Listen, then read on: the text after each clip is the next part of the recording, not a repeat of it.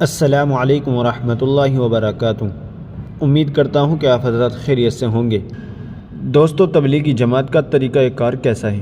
آئیے اس کی جانکاری کے لیے میں آپ حضرات کے سامنے جامعہ علوم اسلامیہ کا فتویٰ پیش کر رہا ہوں۔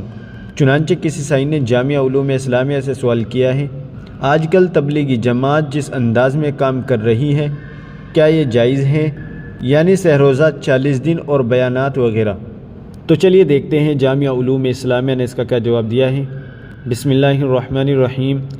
آپ کے سوال کے جواب میں شہید اسلام حکیم العصر حضرت مولانا محمد یوسف لدھانوی رحمۃ اللہ علیہ کی تحریر نقل کی جاتی ہے۔ امید ہے کہ آپ کے لیے تسلی بخش ہوگی۔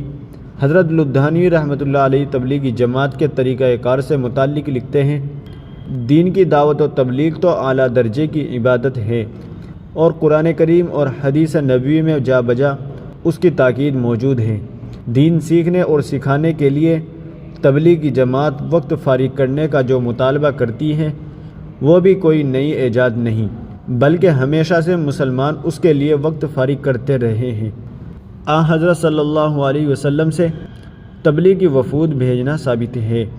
رہی سہ روزہ 1 چلہ 3 چلہ اور 7 چلے کی تخصیص، تو یہ خود مقصود نہیں، بلکہ مقصود یہ ہے کہ مسلمان دین کے لیے وقت فارغ کرنے کے تدریجاً عادی ہو جائے اور ان کو رفتہ رفتہ دین سے تعلق اور لگاؤ پیدا ہو جائے۔ پس جس طرح دینی مدارس میں 9 سالہ 7 سالہ کورس یعنی نصاب تجویز کیا جاتا ہے، اور آج تک کسی کو اس کے بدعت ہونے کا وسوسہ بھی نہیں، اسی طرح تبلیغی اوقات کو بھی بدعت کہنا صحیح نہیں ہے۔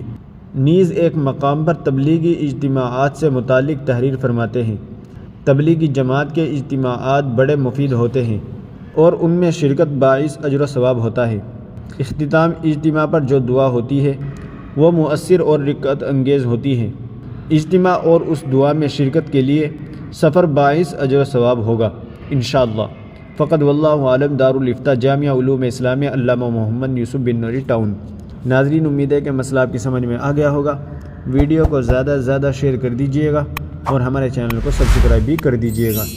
تو چلیے پھر ملتے ہیں کسی دوسری ویڈیو میں۔ السلام علیکم ورحمۃ اللہ وبرکاتہ۔